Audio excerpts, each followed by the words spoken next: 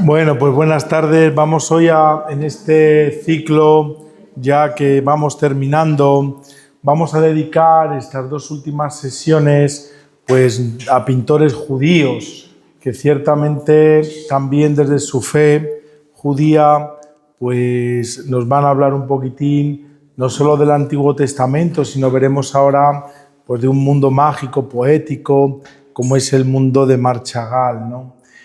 Marc Chagall yo creo que representa en medio de un siglo, como fue el siglo XX, ¿no? Donde pues quisieron expulsar a Dios del cielo, llenar la historia sobre todo de guerras, exilios, como tantas veces vamos viendo lo que fue todo el siglo XX. Chagall va a crear un mundo totalmente único, ¿no? Y él va sobre todo a construir un mundo muy propio, que no solo es, digamos, representar el mundo como el mundo era, sino sobre todo un mundo desde lo que él veía, ¿no? Donde evidentemente la lógica o la ley de la lógica, lo que va a hacer Chagall es sustituirla por la lógica del amor, del dolor y de la memoria, ¿no? Van a ser las tres notas que van a vertebrar todo el mundo Chagall, ¿no? El amor, el dolor y la memoria, ¿no? Por eso para Chagall vamos a entrar en un mundo apasionante donde él va a construir más que una estética, va a hacer una cosmología, ¿no? Donde el color, sobre todo, ya no va a identificarse, sino va a ser oración en sus pinturas, ¿no? Donde en definitiva las figuras, lo que él hace ese mundo va a ser un mundo flotante, ¿no? Donde incluso va a desafiar, la ley de la gravedad, ¿no? Donde en definitiva, como iremos haciendo un recorrido, vamos a ver que el amor no se representa en él, sino que levita, ¿no? Donde cada rostro, cada persona, cada animal, simplemente se convierte en un símbolo, donde realmente va a ser como adentrarlo en un mito sagrado, donde se resiste a ceder ante la barbarie del siglo XX, ¿no? Y este va a ser el mundo Chagall, ¿no? Un mundo donde en definitiva, como iremos viendo, él no va a encerrarse ni en ninguna bandera ni en ninguna escuela, ¿no? Va a crear realmente un mundo propio, ¿no? Por eso Chagall le vamos a dedicar pues esta sesión, porque me parece algo, como veremos, impresionante. Yo creo que muchos pues hoy descubriréis un gran pintor, ¿no?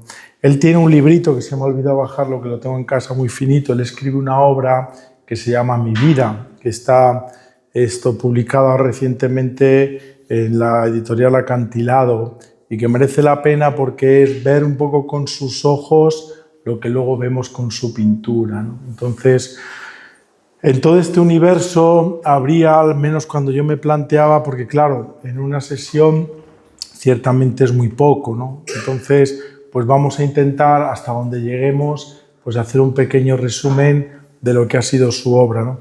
En un principio, pues yo creí que quería, o pensé simplemente coger algún tipo de obras, pero yo creo que es más bonito, al menos para nosotros más práctico, hacer un pequeño recorrido por lo que fue su vida, ir viendo en cada época de la vida pues este Chagall que pasa de aquel niño de Vitesse a la aldea pequeñita hasta pasar por París, Nueva York y volver otra vez a Francia, ¿no? Vitesse, que va a ser un poco su local, la localidad donde nace él, pues siempre va a estar en sus pinturas, nunca va a olvidar, ¿no? Por eso es el pintor de la memoria, porque en definitiva es pura mística y pura poesía, ¿no? Entonces vamos a ir recorriendo hasta donde lleguemos, vamos a ver algunas crucifixiones que son muy interesantes, sobre todo para mí la mejor es la crucifixión blanca, en donde realmente hay toda una teología. Él es judío, pero va a pertenecer a estos judíos yiddish que nos decían que son del este de Europa, ¿no?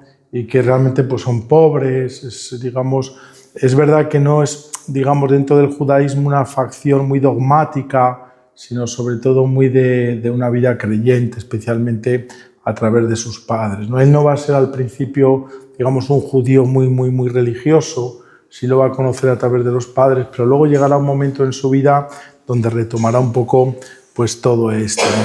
He puesto aquí he querido comenzar con una de su libro, de mi vida, que dice: la Biblia es un drama mundano y el mundo una parábola religiosa, ¿no? Esto es Chagall. Chagall, toda la pintura religiosa de él, como toda la pintura simbólica, lo que va a hacer es, digamos, coger la Biblia no simplemente como una historia sagrada, sino como un libro de poesía, de la poética del mundo, ¿no? Y al revés, va a ver el mundo desde los ojos de la fe, como si fuera una parábola religiosa, ¿no? Entonces, digamos, este mundo es, digamos, la trascendencia, ¿no? Es decir, llevar el mundo a la Biblia y la trascendencia al mundo, ¿no? Y esto lo va a aprender sobre todo de sus orígenes judíos, ¿no? Es un artista, digamos, verdaderamente enorme, grandísimo, porque va a buscar siempre lo universal que va a subyacer sobre todo en el mundo de la fe, ¿no? Por eso Chagall, como perteneciente a este grupito que llamamos de los judíos yiddish, que era un lenguaje que sabéis que viene sobre todo del alemán, combinado un poco con el hebreo, con el arameo, un lenguaje muy propio de esta comunidad de judíos del este de Europa, pues no va a abordar, digamos, los dogmas de la fe, ¿no? Sino sobre todo, pues lo que va a hacer es sobre todo es aportar una visión humanista que va a dar lugar, como veremos, a una iconografía diferente, ¿no?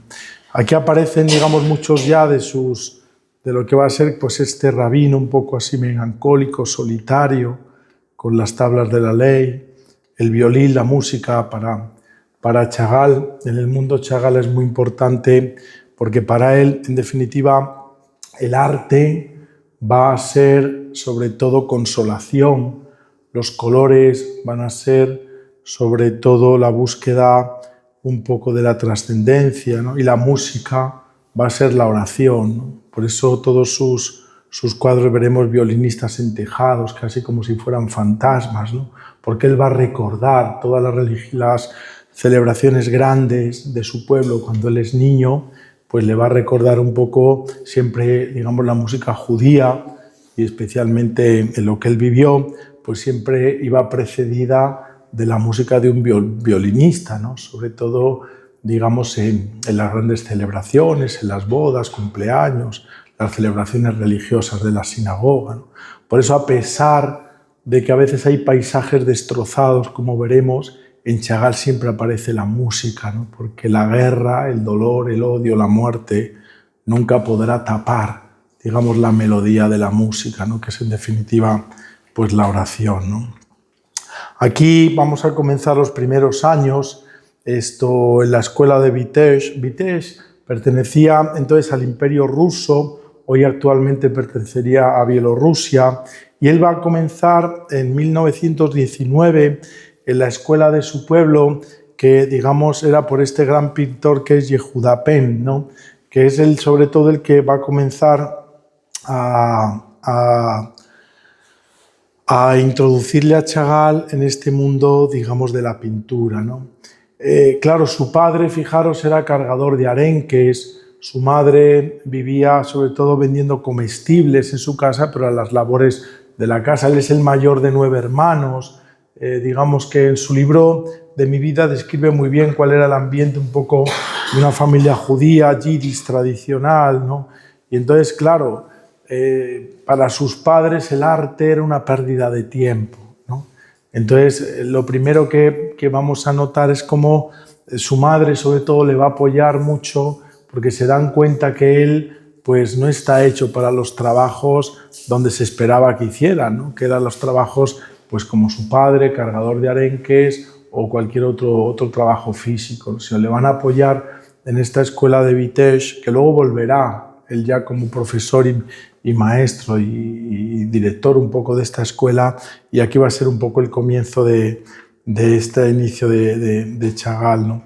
Este es un retrato que va a hacer de Marc Chagall cuando todavía es joven, este Yehuda Pen que hemos visto, que es del año 1915, ¿no? Cuando él pues todavía está en su pueblo, ¿no? Entonces vemos un poco cómo también, es verdad que es mucho más realista, ¿no? Este pintor que va a conocer, va a tener alguna influencia sobre él, sobre todo en los colores, pero luego veremos que su gran maestro va a ser luego el que se va a encontrar, especialmente cuando viaje a Rusia, como veremos ahora dentro de un poquito, ¿no?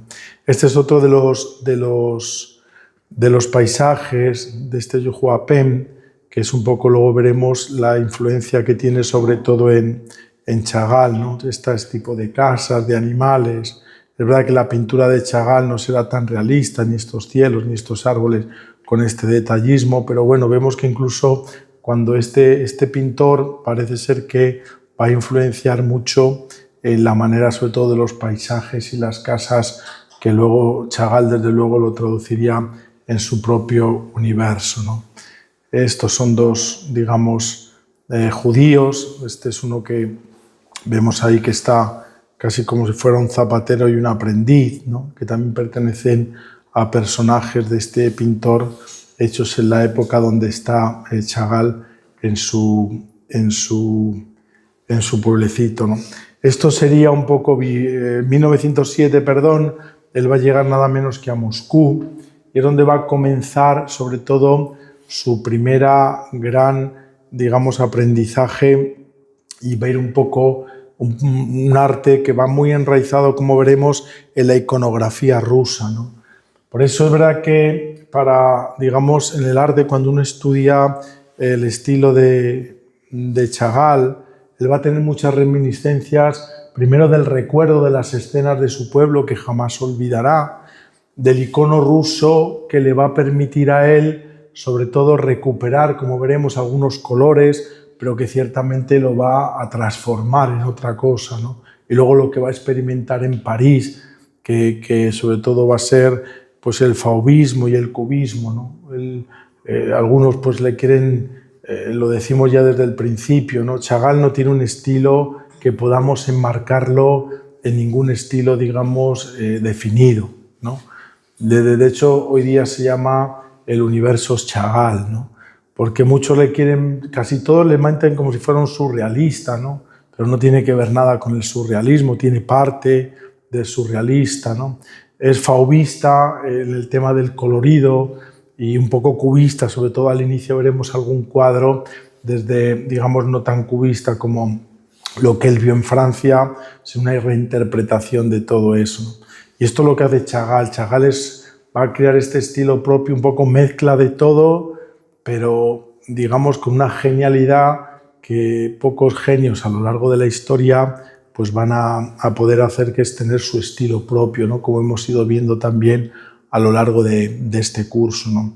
Y me parece muy interesante, ¿por qué? Porque en definitiva lo que va a hacer Chagall es siempre reivindicar este tipo de pintura, ¿no? Y este tipo de arte. Veremos también que no solo va a hacer pinturas, sino que pues son muy famosas, como algunos conoceréis, pues vidrieras, ¿no? Grandes vidrieras donde él va a colorear nada menos que el aire, ¿no? Donde todos estos elementos flotantes, la vidriera le va a permitir a Chagall pues suspender de verdad a través del color, ¿no? Todo este mundo flotante, como veremos ahora, ¿no? Este es, digamos, el gran maestro que se encuentra en Rusia y al que le va a deber prácticamente pues, todo su estilo, ¿no? Que es este famoso Leon Bakst. Leon Bakst fue uno de los grandes pintores de lo que llamamos las vanguardias rusas, y donde él va a aprender prácticamente lo que va a ser después, con su proceso de madurez, pues la pintura del mismo Chagall, ¿no? Este es un autorretrato que va a hacer este mismo pintor, Leon Bakst, y que va a tener sobre todo una influencia muy grande en todas las vanguardias rusas, ¿no? Por eso el estilo de Chagall a veces a nosotros pues nos choca un poco, ¿no? Porque es verdad que es de un judío pues ruso con influencias pues de las corrientes vanguardistas europeas, ¿no? Todo esto y luego la genialidad y la sensibilidad de él es lo que va a dar, digamos, como resultado pues este genio que es su pintura, ¿no? Que es pura espiritualidad, que es pura poesía, que es pura oración, en definitiva, y que es delirio, ¿no? En el mejor, digamos, sentido de este término, ¿no? Aquí vemos, por ejemplo, esto que, bueno, pues son ejemplos de este Leon Bax, que es un poco la pintura que él hacía, ¿no? Ya dijimos alguna cosa, aunque no nos dio mucho tiempo.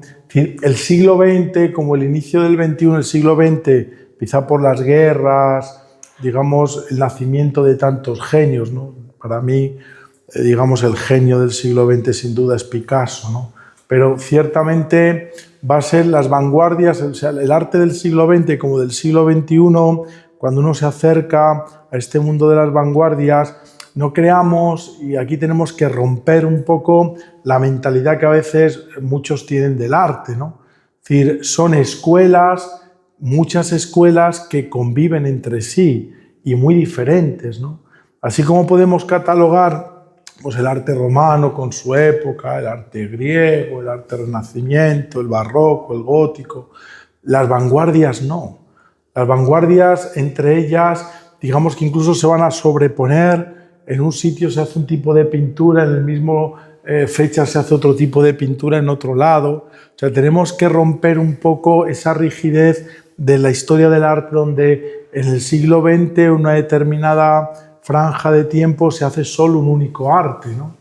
Esto es lo que es la ruptura y lo veremos, ¿no?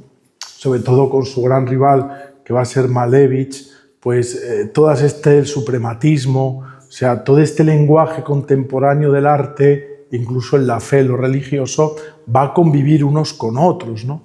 Y mientras unos están haciendo cubismo, otros son fauvistas, otros son suprematistas, otros pues serán impresionistas, otros serán posimpresionistas, otros van a crear un mundo propio como el mismo Chagall o Matisse, por poner, el próximo día hablaremos un poco de estos otros autores, ¿no? Pero a mí me parecía como prototipo de la espiritualidad judía y del Antiguo Testamento, pero como él no se encierra porque es un hombre demasiado abierto, va a transitar también hacia, veremos, pues escenas preciosas y la concepción que él tiene también de Jesucristo como un judío, ¿no? Para él, Cristo va a ser el mártir judío por excelencia, ¿no? Todos los cuadros de Cristo, pero va a ser la esperanza en medio de este mundo de caos que él va a vivir a lo largo del siglo XX, ¿no?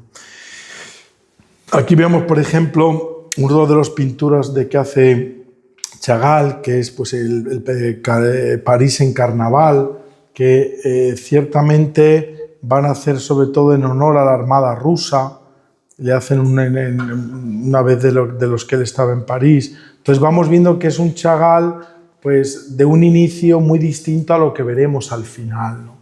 Y esta es la genialidad de un autor, ¿no? Para mí, lo que más me apasiona de los autores, lo vemos en el mismo Tiziano, lo vimos con Teresa el miércoles pasado, hace 15 días, el mismo Rembrandt, ¿no? O sea, cómo son autores que van transitando hacia una maduración y un estilo de pintura muy distinto con el que iniciaron, ¿no? Y claro, es de una calidad y ya de un esquematismo que realmente produce realmente lo que da la genialidad de estos artistas, ¿no? Chagall también es así, como iríamos viendo a lo largo de sus pinturas, ¿no? Este pues, es un cuadro de 1908 que está en la Galería Tretyakov de Rusia, y bueno, pues es una de las casas de Liezma, que es un pueblecito cerquita de San Petersburgo, y bueno, ya vemos cómo ya aquí empieza Chagall a hacer, digamos, pues estas casas un poco inclinadas, ¿no? Es muy curioso porque uno dice, bueno, ¿y por qué Chagall en este mundo onírico? Por eso él no es surrealista. El surrealismo, como sabéis, por ejemplo, como prototipo Dalí, ¿no? Que era un genio también de esa personalidad. Él a partir de los años 50, Dalí se va a convertir al catolicismo y será un hombre también muy religioso, ¿no? Pero es decir, no es en el sentido del paisaje, del surrealismo, que significa meter la pintura al psicoanálisis de Freud, ¿no? Es, en definitiva, es el surrealismo, ¿no? En Chagall no tiene que ver nada, ¿no? Porque para Chagall no es una pintura freudiana de interpretación de un sueño, no. Es el mundo y la realidad como él la ve, ¿no? Como una casa flotante, como una casa que, lo veremos en otros sitios, se tuerce, ¿no? ¿Y por qué? Porque muchas veces en las casas que permanecen en el plano, para Chagall en su mundo, es una casa donde, bueno, pues sería la lógica o la ley de la lógica normal, ¿no?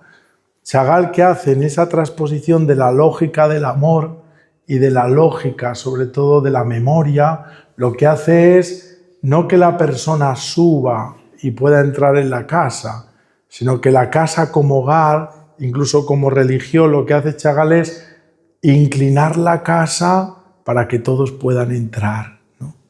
De tal manera que es muy bonito porque, digamos, él lo que hace es romper con ese dogmatismo y realmente poder que el mundo en el que él experimenta y el mundo en el que vive, pues sea el que se mueva, ¿no? Para que realmente la gente pueda entrar en esa casa, ¿no?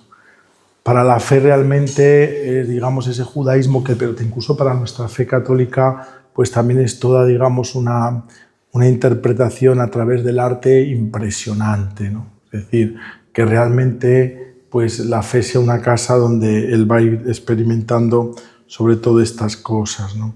Estas de 1910 son esos colores que va a empezar él, pues digamos, esos rojos, los blancos, aquí no aparece todavía el azul ni el verde, que van a ser un poco posteriores, pero bueno, vamos viendo cómo en esta época de San Petersburgo, donde está en la escuela de León Bass, él va experimentando ya pues con las figuras todavía pues con cierto realismo, no están suspendidas todavía, pero vemos aquí sobre todo en el fondo de los primeros cuadros ya pues gente suspendidas un poco en el aire, ¿no?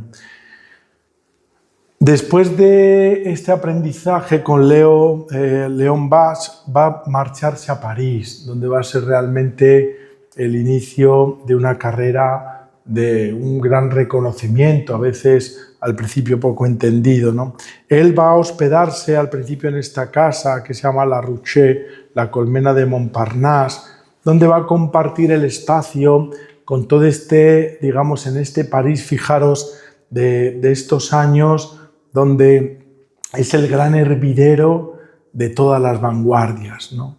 Ahí está Picasso, Modigliani, Degas, en fin, todos los que uno pueda pensar viven aquí, precisamente en este barrio de Montparnasse, ¿no? Y donde él va a conocer y va a comenzar a hacer esa síntesis entre lo que son las vanguardias del siglo XX y su propio estilo, diríamos, ¿no?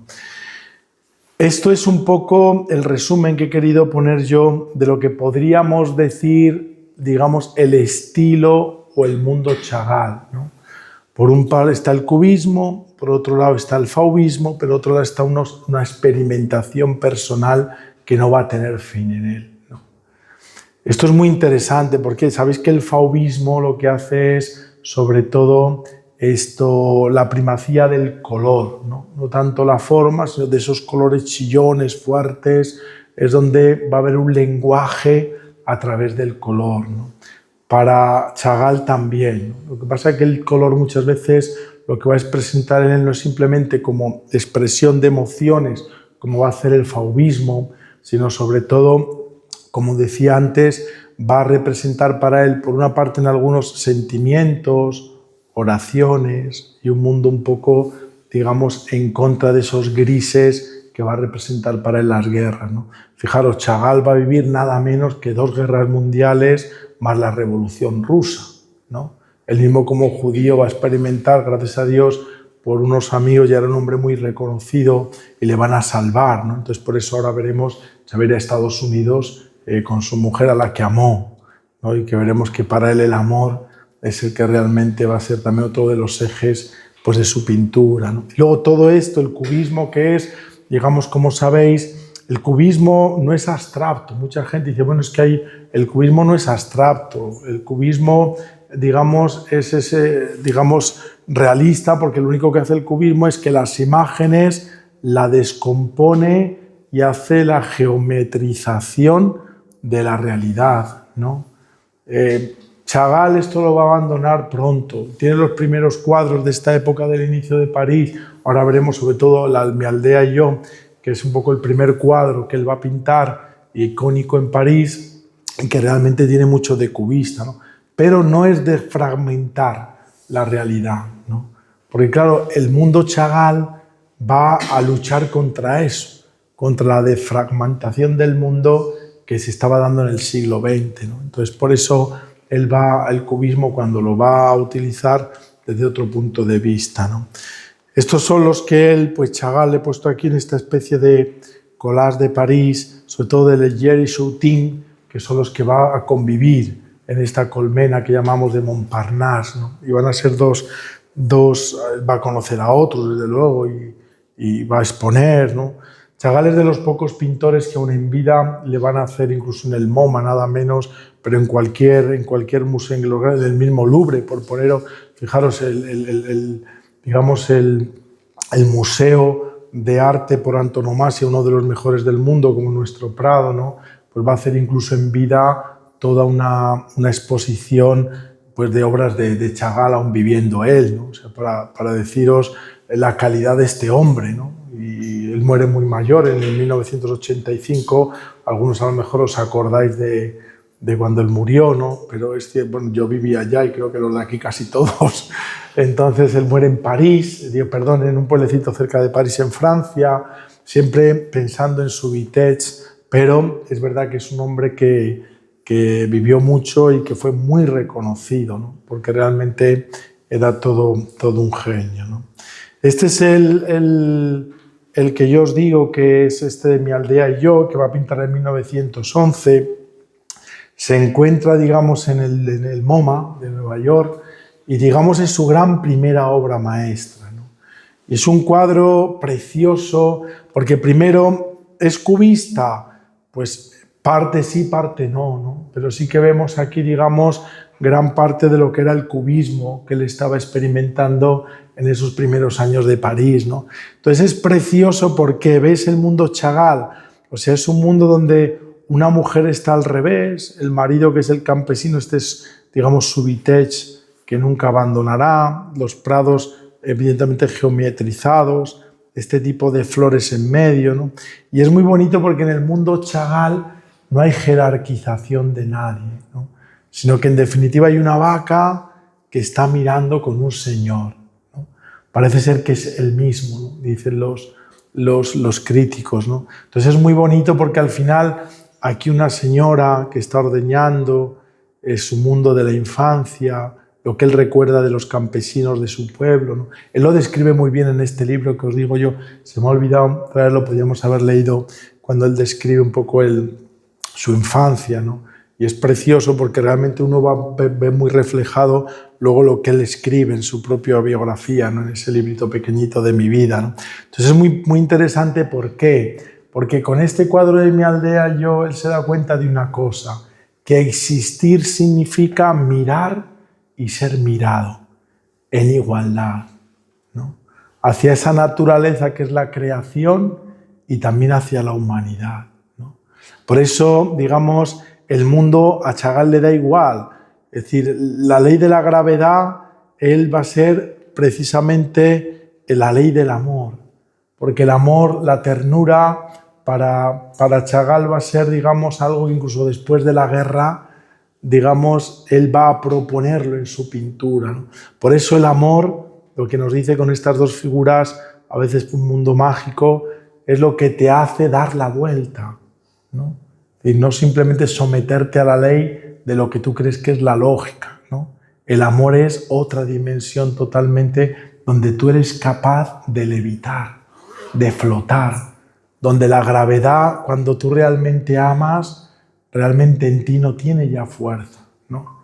Y esta es, digamos, la magia y lo genial de este mundo Chagall, ¿no? Por eso los cuadros de Chagall no me puedo detener mucho porque aquí hay mucho, llegaremos hasta donde hay más, casi de 200, pero bueno, hasta donde lleguemos, llegamos, ¿no? ¿Veis esto que os digo yo, no? O sea, cómo, digamos, si nos damos cuenta la mirada de estos dos personajes es impresionante, ¿no?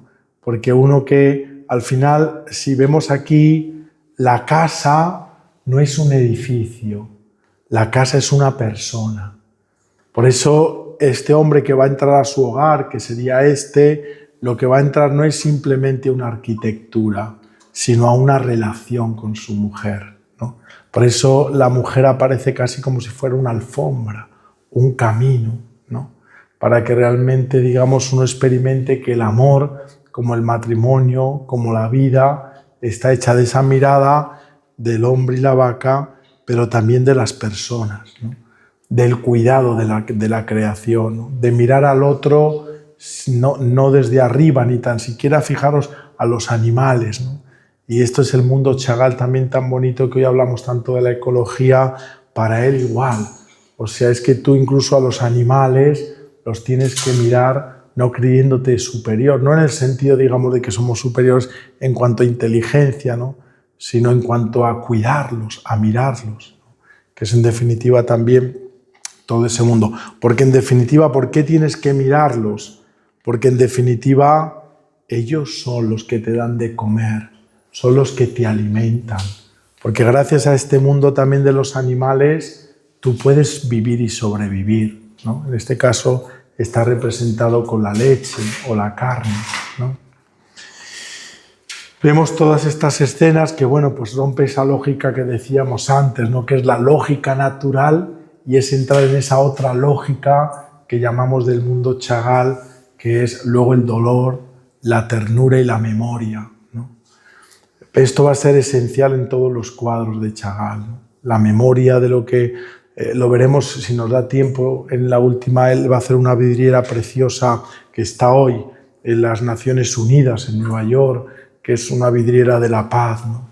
Y esa vidriera de la paz es justo la memoria, que el mundo no olvide nunca, primero el horror de la guerra, ¿no? Y es, digamos, una memoria a todos aquellos que han intentado crear un mundo por encima de la guerra, ¿no? Pero luego después de la guerra reconciliado, ¿no? Entonces esto es realmente siempre en el ideario y el imaginario de Chagall un poco todo esto, ¿no? Digamos, otro de esa etapa ya inicial, que se llama el cumpleaños, ¿no? Que es de 1515, ¿no? Fijaros la lógica del amor, de la ternura, que es la que Chagall siempre nos va a permitir ver en sus cuadros, como esta torsión increíble, ¿no? Del marido, del amante, que se dobla para dar el beso a la mujer, ¿no? ¿Por qué? Porque un beso, el amor, como decíamos antes, rompe la lógica, la ley de la lógica, ¿no? Sino que realmente el amor te hace contorsionarte, ¿no?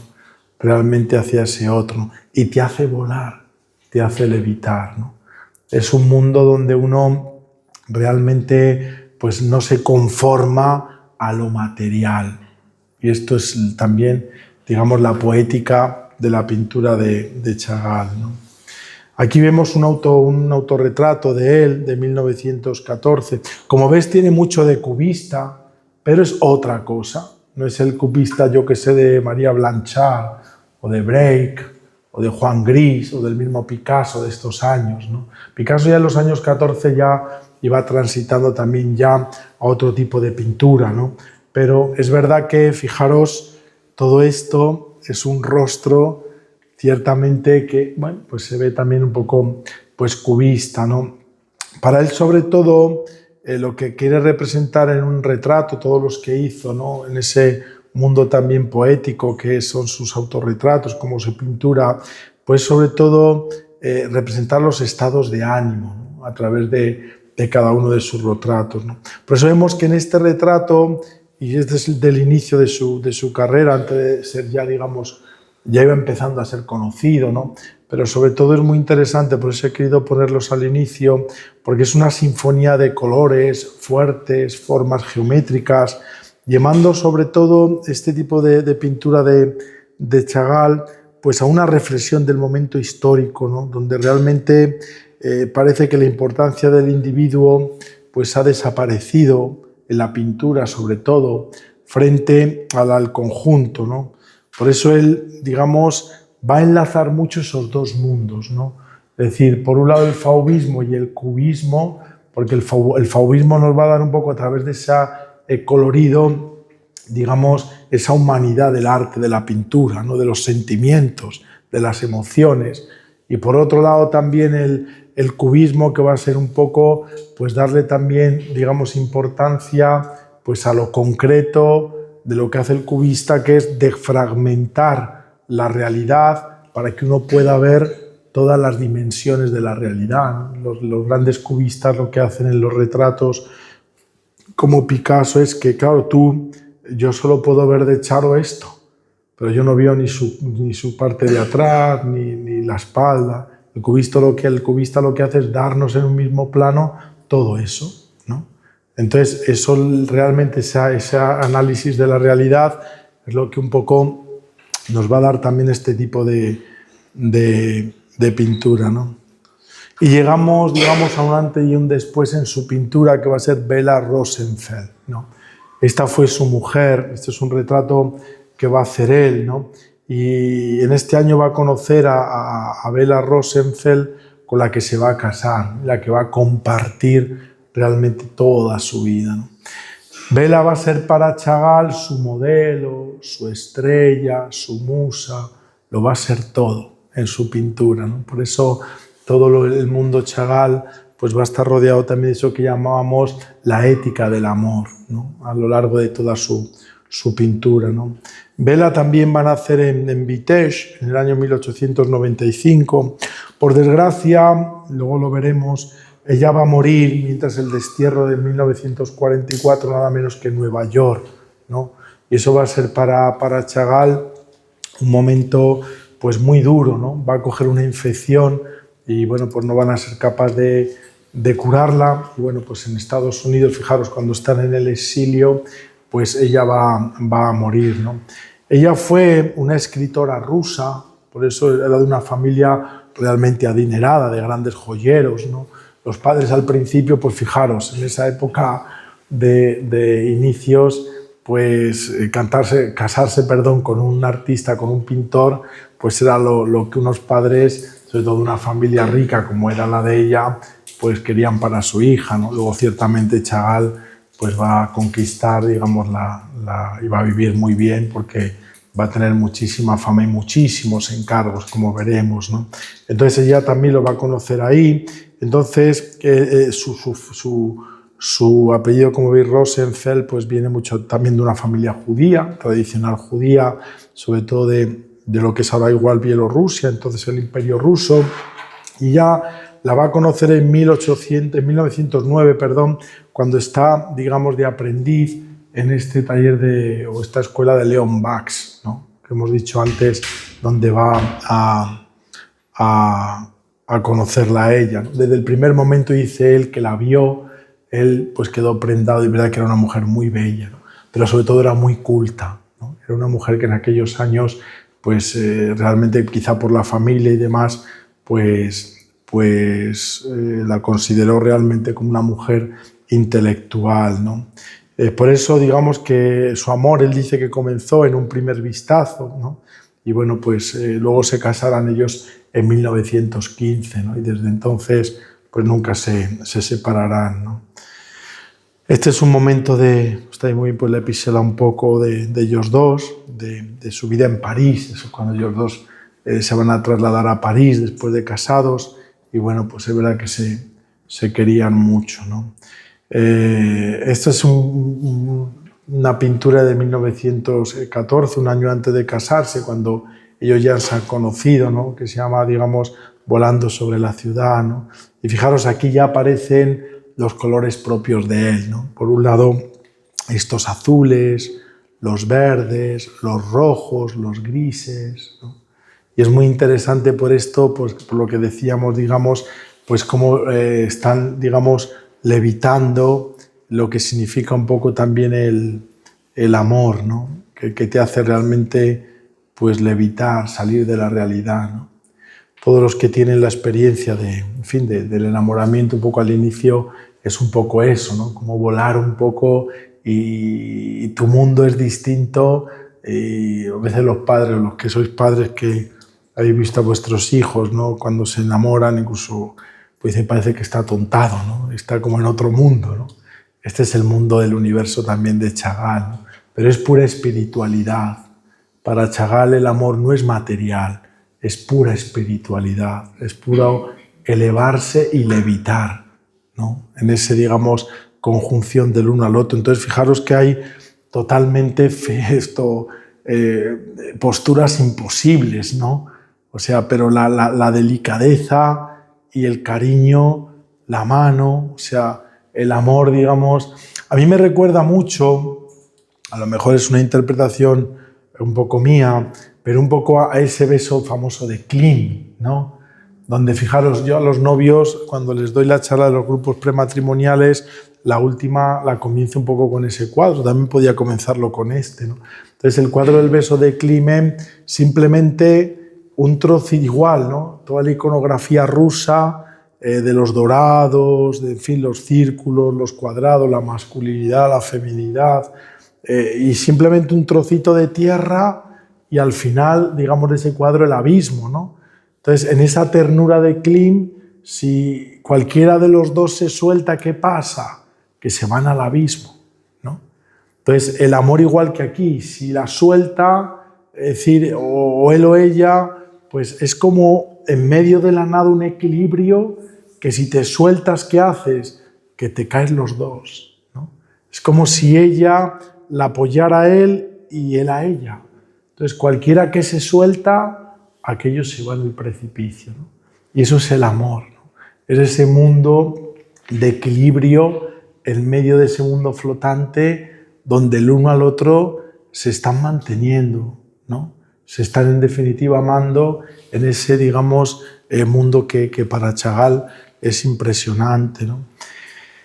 Esta, digamos, primera etapa de Chagall, vemos que es todavía la de un Chagall muy joven, que, digamos, va cabalgando un poco una y otra vez entre la tradición que llamamos rusa y lo que él, pues, va a encontrar, digamos, en la Francia, en el París de las vanguardias, ¿no? Este cuadro se llama el carro volador. Entonces es muy interesante porque hoy día se sabe, pues, que tiene que ver mucho también con Elías, ¿no? Que es arrebatado en su carro, ¿no? Por eso la Biblia la hace mundana y el mundo lo hace sagrado, ¿no? Y esta es la magia de Chagall, porque en definitiva una escena tan religiosa como es el carro de Elías que va llevado al cielo, al final la experiencia del hombre también es elevarse hacia lo trascendente, en lo común, ¿no? Porque es un carro de un señor que imaginamos que es un agricultor que está de su casa con su jardín, ¿no? Con esto que sí que tiene que ver incluso con el impresionismo, ¿no? Fijaros todas estas manchas de aquí, parece un cuadro de cualquier impresionista, ¿no? Por eso Chagall es único, es un genio, porque él va a crear su propio espacio pictórico y su propia técnica pictórica, ¿no? Este es muy bonito porque llegamos de Vitex a París para Chagall, pues fue pasar un poco de las oraciones en yiddish a las vanguardias, ¿no? Y eso supuso la ruptura de Vitex a París, ¿no? De esas oraciones, esa práctica religiosa de sus padres a enfrentarse con un universo totalmente nuevo como fue las grandes vanguardias europeas, ¿no? Chagall, por tanto, va a inventar un lenguaje que, como vemos, no es ni cubista, ni impresionista, ni fauvista, sino que es chagalliano. Hoy día, por eso a mí me hace gracia cuando en estos días preparando un poco, bueno, la verdad que lo estuve de ejercicio la semana pasada y lo he preparado prácticamente entre ayer y esta mañana. Todo esto ha ido de una manera un poco rápida, ¿no? Pero es curioso cuando uno se mete en el universo Chagall. A mí me apasiona este mundo de él. Yo lo descubrí en dos ocasiones. Una vez, pues viendo, bueno, pues unas vidrieras de él en Reims, hace ya muchos años, y luego, pues en una exposición hace unos años que hicieron con motivo de prepararse al jubileo que tuvimos, llevaron en Roma la vía del Corso, en un palacio, la crucifixión blanca, ¿no? El Papa Francisco fue a verla porque él dice que digamos, decía el Papa Francisco que una de sus obras emblemáticas de su vida era esta crucifixión blanca, ¿no? Ya la veremos por qué, porque es una joya con todo el simbolismo que hay, ¿no? Y entonces era muy bonito, ¿no? Entonces a mí me apasionó esa exposición, era toda una catequesis que hicieron con motivo del jubileo, ¿no? Y fue un mundo que te vas metiendo, y la mayoría pues lo pone como surrealista, y dices, el pintor surrealista, pues no, ya veis que de surrealista no tiene nada, ¿no? Es otra cosa lo que él hace, que no tiene que ver nada con este surrealismo, ¿no? Para él, sobre todo, el azul va a significar el estado de la paz, de la tranquilidad, de la espiritualidad, ¿no? Este tipo de azul, Chagall va a significar, todo lo que él va a pintar va a ser un poco este tipo de espiritualidad, ¿no? Entonces no se ve muy bien ahí, porque en esto, las prisas de Pisi, yo soy un poco malo a la hora de recomponer estas imágenes, pero bueno, veis París, pero no olvida nunca Vitesse, los corderos, los animales, ¿no? En medio de esta gran ciudad, la mujer, él mirando desde arriba y digamos, sus orígenes, ¿no? Entonces, por eso es muy interesante. Aquí tenemos, digamos, las tres concepciones que decíamos del mundo Chagall, ¿no? Por un lado, la oración, la espiritualidad, el amor y la memoria, que va representada siempre en esos animales de él, ¿no? En fin, toda la aldea de Vitesse va a ser un poco, digamos, ese universo que él nunca va a olvidar, ¿no? Bueno, vamos a ir pasando un poco rápido. Vemos aquí ahora la revolución, el exilio y el duelo, ¿no? Que es un poco la gran parte de su vida, ¿no? Vamos a ver que Chagall, el niño que siempre había soñado con Vitesse y que, bueno, pues se vio envuelto en esa gran revolución histórica en Rusia en el 17, que comenzó y que ardía un poco la revolución, ¿no? Es muy curioso porque cuando hablamos del odio a los judíos, ahora lo veremos, no solo lo hicieron los nazis, también el Imperio ruso en tiempo de los zares y luego el inicio de la revolución, de hecho, Vitebsk, veremos que serán los rusos quienes van a perseguir primero a los judíos, ¿no? Lo que llaman el Postgam. Entonces, esto es lo que Chagall tiene que vivir también cuando la Revolución Rusa, ¿no? Vemos que eran tiempos muy difíciles para todos, ¿no? Él va a recordar un poco toda esta, fijaros qué maravilla, pues decíamos, la memoria desde la ética de la ternura, ¿no? Y del amor y de la música, del arte y de la belleza, porque él va a recordar este cuadro, que es un poco el cuadro de la memoria, pues siempre el animal que mira desde arriba, la pareja que es él, levitando, su aldea, la gente que huye con el niño, ¿no? Es decir, que en medio de ese horror él nunca se va a resistir. Y al final, ¿qué es la pintura como las vidrieras de Chagall? Es decir, él no se resiste que el siglo XX sea el siglo de la guerra, del odio, del exterminio, del exilio, ¿no? Sino que el siglo XX sea algo distinto de eso, ¿no? Y entonces su pintura lo que quiere es contribuir a eso, a un grito de que por encima de eso hay personas como él y como su familia y como Bella y como tantos otros, pues que no han claudicado ante la guerra, ¿no? Y se han hecho una historia del siglo XX realmente desde otra lógica y desde otra vida, ¿no? Y esto es en definitiva todo el arte y desde luego envuelto en espiritualidad, como veremos también en el tema de la pintura religiosa de él, ¿no?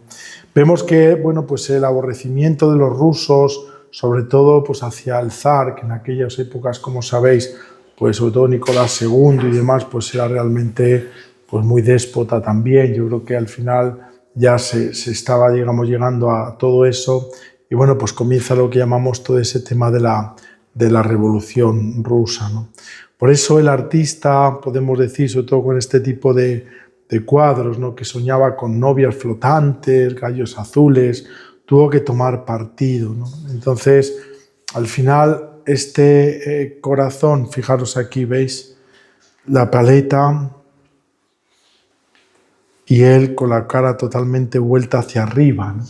Que significa precisamente pues todo esto, ¿no? Es decir, él que su corazón late en Yiddish, pues va a estar al principio a favor de esta revolución rusa, ¿no? Porque Chagall va a ver, digamos, la democratización de la pintura y del arte en la revolución rusa, ¿no? Luego se dará cuenta que era otra dictadura y otro fracaso, ¿no? Entonces él abandonará todo eso y renegará también después de lo que en un inicio, pues claro, lo que él vivió pues en todo esto, ¿no? Cuando Lenin prometió, sobre todo, aquí vemos un cuadro donde él va a pintar un poco esta revolución rusa, ¿no? En 1917 lo que promete Lenin, que muchos se creyeron, porque luego fue una mentira y un engaño, ¿no? Con esa revolución del 1917, pues es soñar con un mundo nuevo, ¿no? Por eso él va a mostrar en este cuadro pues todo ese gentío que creyó ingenuamente en este proyecto donde el trabajo, el proletario, los pobres, la cultura, no era solo de unos pocos, sino para todos, ¿no? Y luego, claro, te das cuenta que no fue así, ¿no? Sino todo lo contrario, ¿no? Por eso, pues, digamos que Chagall se va a meter, digamos, en todo este mundo de la revolución e incluso en esto que llamamos ya era muy conocido en este año Chagall, ya era un hombre tremendamente conocido. ¿Y qué va a hacer la revolución rusa? Pues lo va a coger como a muchos artistas, como a Dalídes, digamos, de esa revolución y de ese proyecto, ¿no?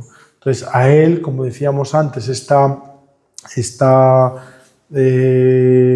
academia que él frecuentaba de Vitebsk, pues va a ser el director de una nueva academia que él va a hacer, ¿no? Y lo van a poner un poco al frente de una que va a durar no mucho, pero bueno, de una saga de pintores, ¿no? Este es un poco el mundo que vemos revolucionario, ¿no? Y que estaba un poco en la cultura de Moscú y que realmente transitó muy poquito, ¿no? Esta es una obra, yo creo, que recuerda mucho al estilo de Kandinsky, ¿no? De la espiritualidad en el arte, ¿no? Que es otro, digamos, de los rusos que tiene esa gran obra preciosa de la espiritualidad en el arte, ¿no? Y bueno, que va a ser una obra sobre todo que va a transitar muy poquito, ¿no? Y aquí llegamos, digamos, al primer encontronazo que tiene, digamos, Chagall, ¿no?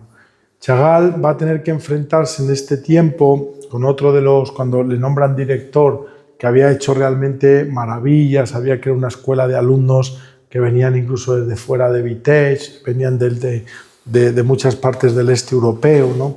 Y va a contratar él mismo a Malevich, que va a ser uno, digamos, de los otros artistas que dentro de la vanguardia rusas, pues tenía muchísima fama, ¿no? Le va a ir muy mal. Malevich va a decir que es un burgués, que es un reaccionario, y entonces le va a declarar la guerra a la pintura de Chagall, ¿no? Porque él está muy convencido del régimen ruso y de la revolución rusa, ¿no? Entonces, pues bueno, va un poco a hacer todo, ¿no? Esto es, digamos, el famoso, la esencia del suprematismo. Ya que los colores ves que están muy agrietados, que bueno, es el famoso cuadrado negro sobre fondo blanco, ¿no? Matisse va a reducir la pintura, el arte, a lo más esquemático y a la mínima expresión, ¿no? Entonces, claro, fijaros este tipo de pintura de vanguardia con lo que ha sido, ya sea la defragmentación, digamos, la simplicidad de lo que llega el suprematismo a lo que pintaba, digamos, el mismo Chagall. Entonces, claro, va a haber ahí un tremendo, una lucha, sobre todo de Malevich hacia Chagall. Él va a decir, bueno, pues a los alumnos, a quién preferís, ¿no? Muchos van a preferir este tipo de pintura a la suya y lo van a echar de esa escuela de arte de su pueblo, ¿no? Entonces va a ser también para él pues un tema muy duro, ¿no? Otro de los elementos de las pinturas de Chagall, para comprenderlas un poco, son los violinistas, ¿no?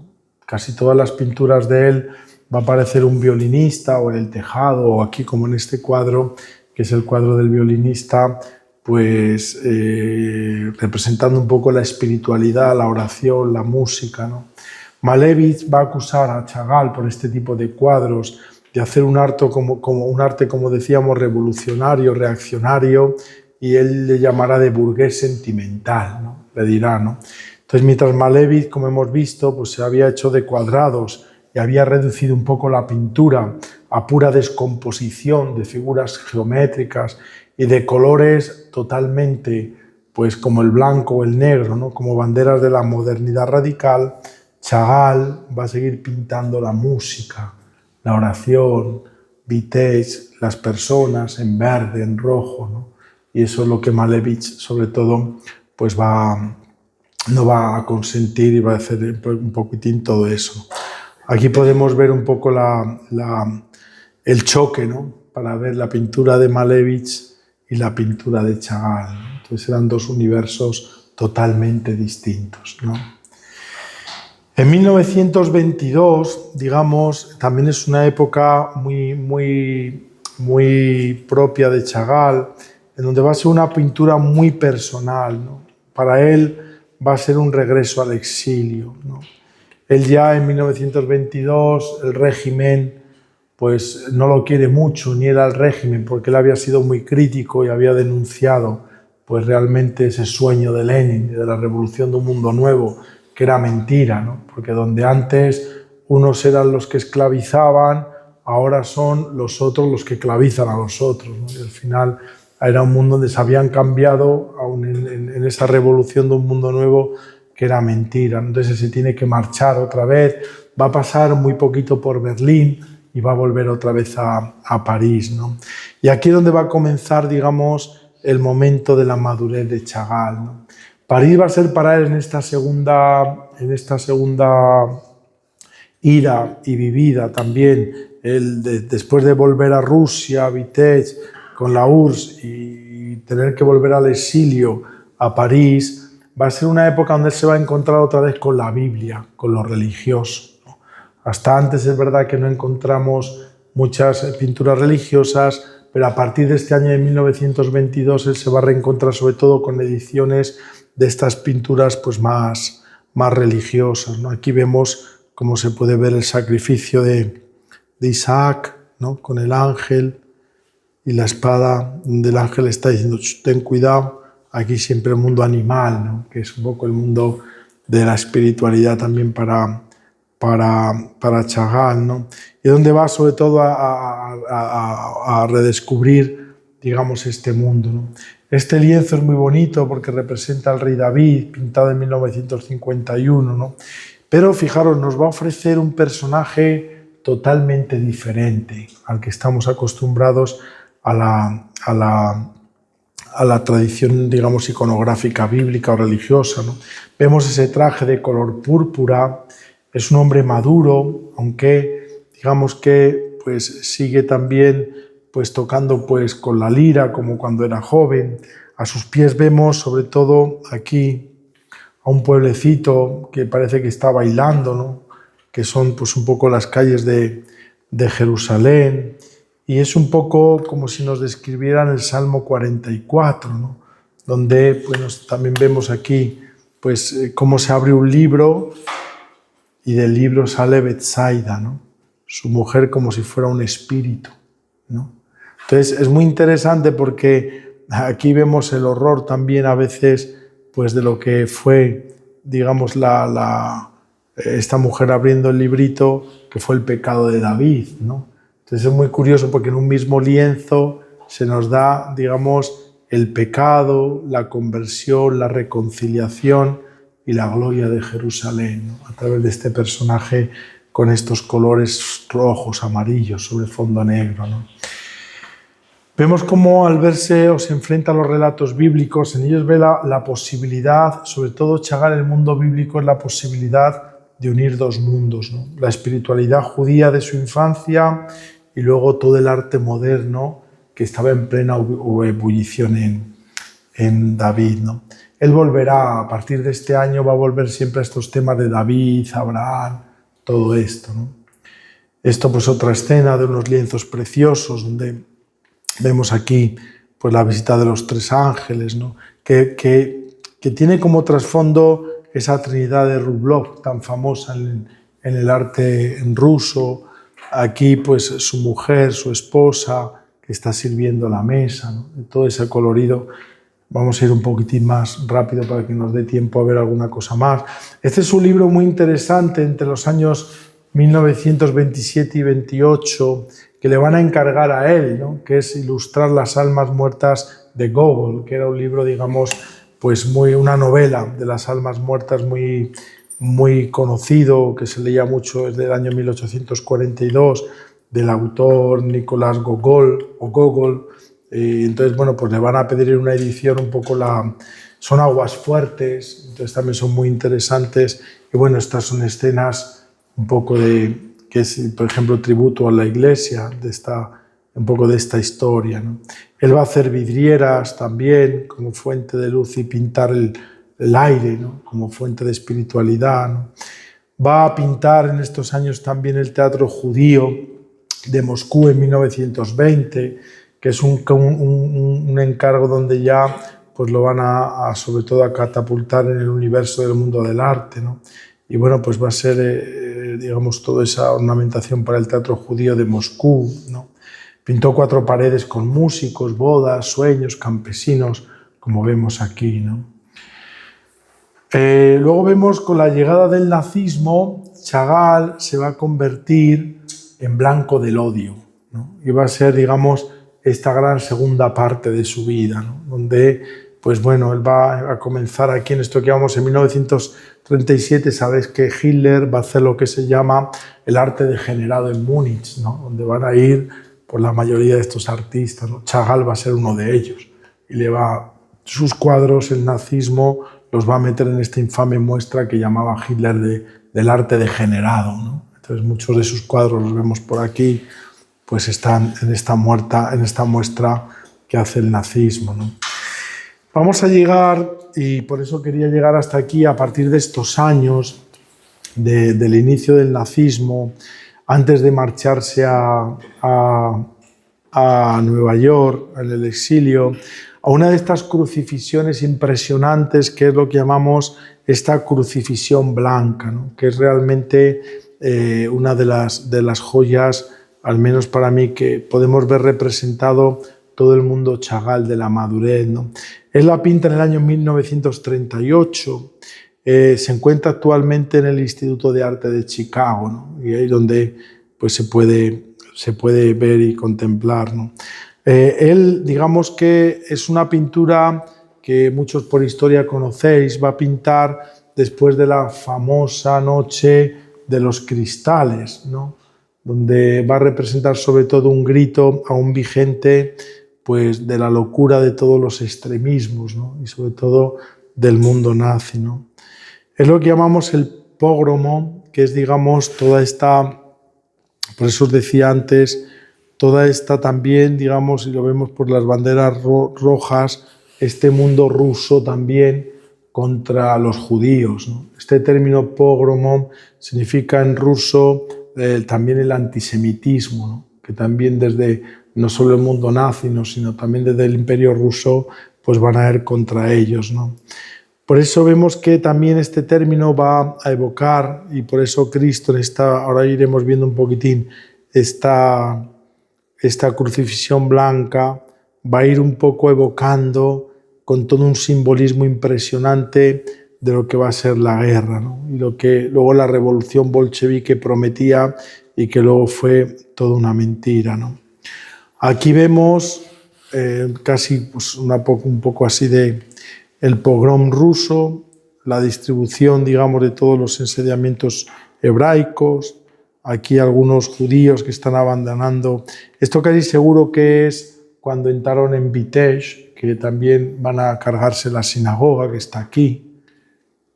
Todos estos elementos, luego toda la noche de los cristales rotos que llamamos, ¿no? Y bueno, pues es un poco los hebreos errantes, ¿no?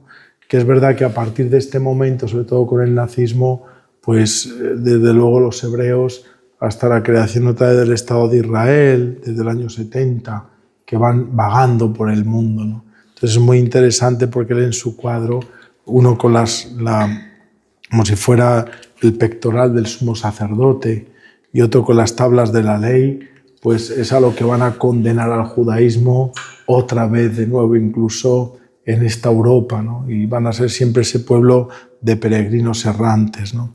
Bueno, pues este es un cuadro, cuando fue, os decía, la pusieron en Roma para el jubileo. Un año antes el Papa Francisco pues fue a contemplar, porque él dijo que...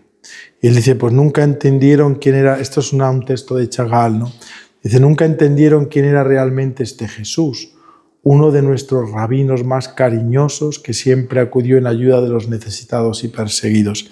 Le atribuyeron demasiadas insignias soberanas, le consideraban un predicador con fuertes reglas. Para mí es el arquetipo del mártir judío de todos los tiempos, ¿no?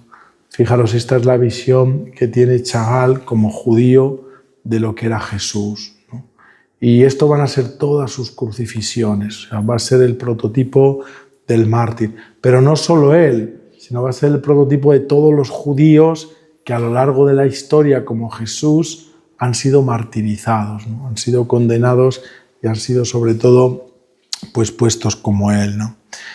Aquí en esta obra no solo, digamos, se resalta la imagen de Cristo como mártir, ¿no? Sino que llama dramáticamente la atención pues todo lo que vemos aquí de esta persecución, ¿no? Que evidentemente está a la altura de esa cabeza y de ese cuerpo del Cristo de Chagall, ¿no? Y que va a representar en este cuadro todo el sufrimiento del pueblo judío, especialmente en los años 30, ¿no? Es esta obra, como decíamos, que sigue a esta noche de los cristales rotos, que está aquí representada por estas llamas, ¿no? Y digamos que son las siguientes horas, días, de grupos organizados, también nazis y rusos, pues que fueron causando estragos, sobre todo en las vidas de los judíos, ¿no? Incendiaron las sinagogas, destrozaron los negocios, los cementerios. Y entonces él, digamos, por eso decíamos, la pintura de Chagall es la pintura de la memoria para que esto no se olvide, ¿no? Hay un librito que ya os he hablado alguna vez de este filósofo catalán, que él tiene, digamos, un librito, está ya agotado, que se llama La lección de Auschwitz, ¿no? Juan Carlos Melich, él tiene ese librito impresionante, ¿no? Y él dice, yo voy a escribir desde el punto de vista filosófico, que es un poco traducción de la pintura de Chagall, ¿no? Para que el mundo nunca olvide realmente lo que supuso, o Auschwitz, en este caso lo que supuso para Chagall la guerra y el holocausto judío. Dice, porque si lo olvidamos, tenderemos siempre a repetirlo, ¿no? Este Juan Carlos Melich, en este librito Lección de Auschwitz, es precioso, porque él dice, no creáis que nosotros somos mejores y miramos, digamos, a veces como si hubiéramos superado lo que hicieron los nazis en Auschwitz, ¿no? Y va dando ejemplos como muchas veces hoy lo vemos en las guerras que hay abiertas, ¿no? Irán, Gaza, Ucrania, en fin, tantas guerras, que es otra reedición de esto, ¿no? Pero dice, el sentimiento profundo del odio, de la destrucción, de la deshumanización. Dice, él es un filósofo de pedagogía, está en la clase, sobre todo esa asignatura, ¿no?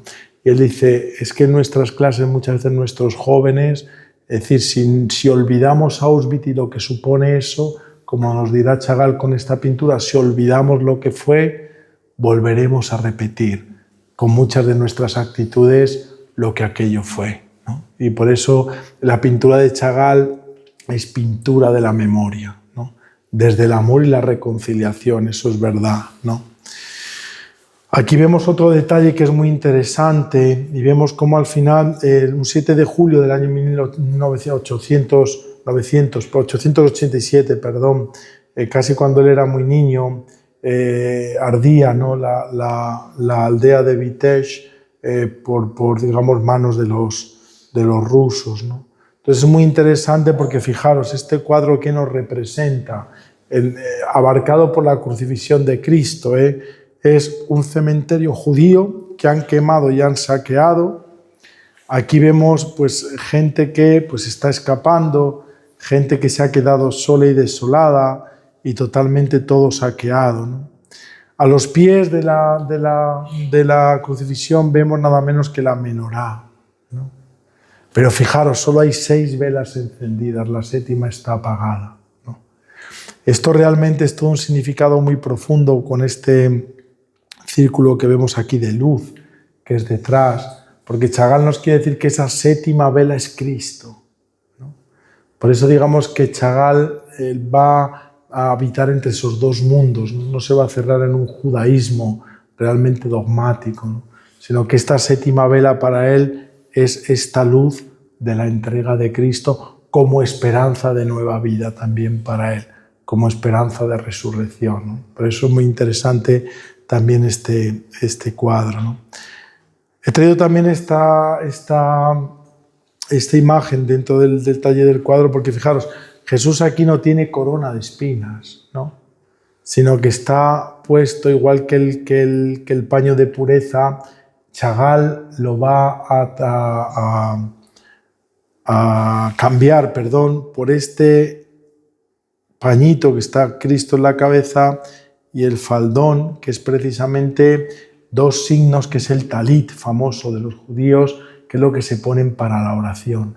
Sea el paño de la cabeza como el talit, es la vestidura que se pone un judío para orar aún hoy, ¿no? Entonces Jesús está representado como un fiel judío, como un orante judío, ¿no?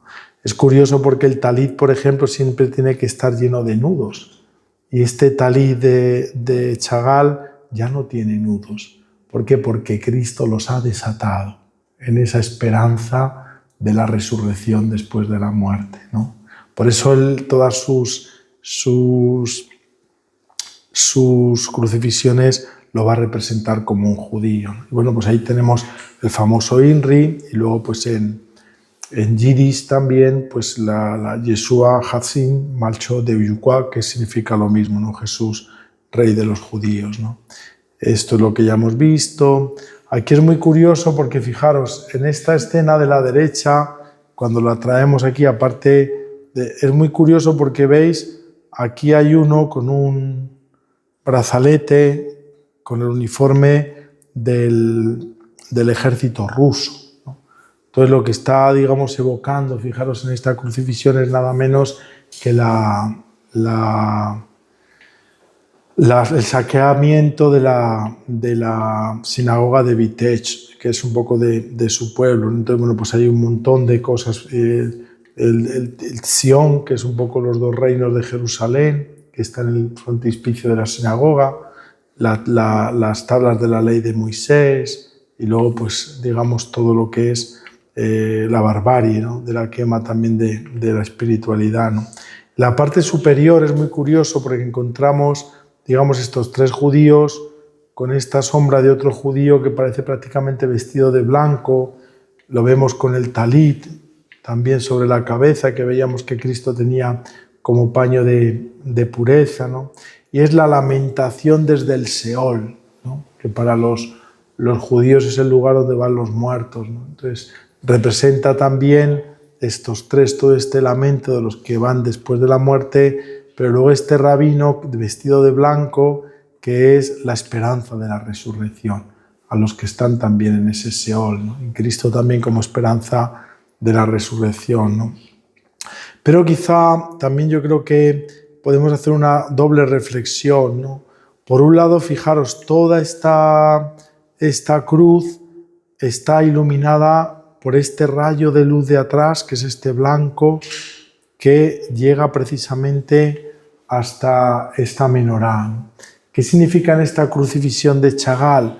Pues fijaros cómo es posible que pueblos, y es una reflexión que también se hace Chagall en esta crucifixión, pueblos que se dicen con otra fe, aunque no sean judíos, que son cristianos, son capaces de matar al pueblo judío, ¿no? Cuando Cristo era perteneciente a este pueblo judío, ¿no? Entonces es una reflexión, por un lado, la que va a hacer en este rayo de luz, que cómo es posible que los mismos nazis, como lo que era el Imperio ruso, que va a atacar y a matar a los judíos, sea, cómo es posible que gente con una fe, es la gran reflexión que él se hace, hasta bajar a la menorá y apagar la luz de abajo, es decir, cuando Cristo era un judío, ¿no? Y luego, por otra parte, es muy bonito este cuadro, ¿por qué? Porque en definitiva esta luz es la que va a vencer todos los grises, que es la tiniebla de atrás, ¿no? Es decir, es el amor que vencerá siempre al odio y a la guerra, ¿no? Por eso esta cruz blanca es una cruz preciosa, ¿no? Con esa, digamos, paz también que el rostro de Cristo realmente nos da, ¿no? El Gólgota de Chagall, aquí he puesto simplemente un poco todo lo que va a significar todas las crucifixiones de Chagall, porque ya nos vamos pasando de la hora, ¿no? No solo es un icono cristiano para Chagall, sino sobre todo es un mártir judío, ¿no? Por eso durante estas décadas del 30 al 40, todo el ascenso del nazismo y estos pogromos, que son la lucha antisemítica de los rusos, ¿no? Pues Chagall va a recurrir siempre a esta imagen, sobre todo para interpelar, como os decía antes, la conciencia occidental, ¿no? Gente que se dice cristiana, que quiere, digamos, quitar y eliminar ese pueblo judío, ¿no? Por eso siempre Jesús va a ir vestido con el talit y rodearlo de escenas contemporáneas de persecución, ¿no? Porque en definitiva es esa escena del Gólgota, no acaba en el Gólgota, sino que sigue existiendo en el hoy de la historia, ¿no? Y por eso no va a representar solo un Jesús en una cruz, sino las guerras contemporáneas a él al lado de la cruz, ¿no? Por eso todos los motivos que vamos a ver pues son la quema de aldeas, el rollo de la Torá y luego por la escalera que veíamos también, en el que es un poco la escalera para llegar, digamos, a lo que se experimenta no solo para subir a descolgar a Jesús, sino lo que significa la escalera de Jacob, ¿no? Es lo que decíamos, la esperanza de la resurrección a través de Cristo, ¿no?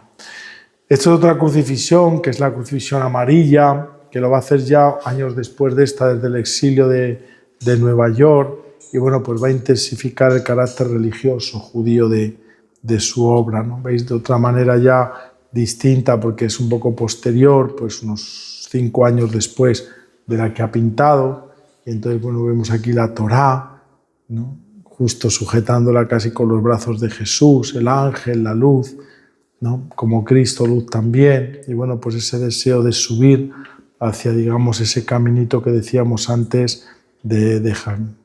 Esta es otra muy bonita, pues se llama Obsesión, es del año 1943, también está en Nueva York, y quizás es una de las obras más enigmáticas de la serie que él hace de las crucifixiones, ¿no? Parece la crucifixión como algo anecdótico en el cuadro, no está, digamos, el eje central, aquí está, digamos, esta menorá, aquí está sentado él delante de un caballete pintando, ¿no? Entonces, arriba del todo. Entonces es un cuadro tremendamente, digamos, muy, muy enigmático, incluso dentro de los cuadros y las crucifixiones de Chagall, ¿no? Porque ve, digamos, ese cuadro incandescente, rojo, que va a dominar pues toda la composición, que va a simbolizar sobre todo pues toda la destrucción de su pueblo como el mundo conocido de Chagall, ¿no? Por eso es casi como un fuego que lo devora absolutamente todo, ¿no? Entonces, en fin, esta también es muy bonita, que se llama Éxodo, que va a pintar, fijaos, empieza en el año 1952 y lo acabará en el 66, ¿no?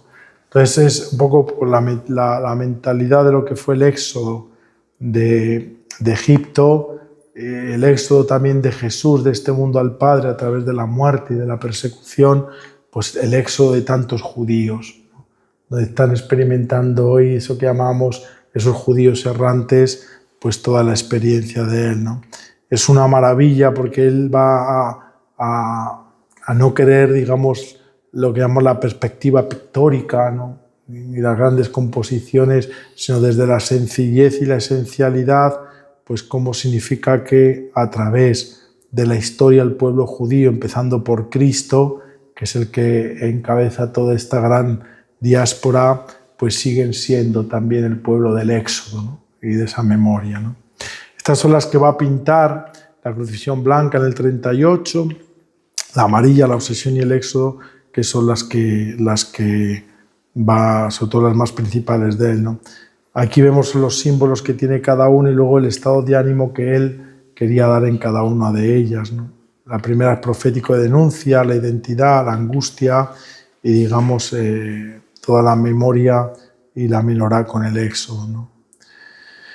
Esto es otro de los textos de Chagall sobre Cristo, que dice: para mí Cristo siempre ha simbolizado el verdadero tipo de mártir judío. Así lo vi en 1908, cuando lo pinté por primera vez. Me vi obligado a usar su imagen por el horror de lo que ocurría en el mundo, ¿no?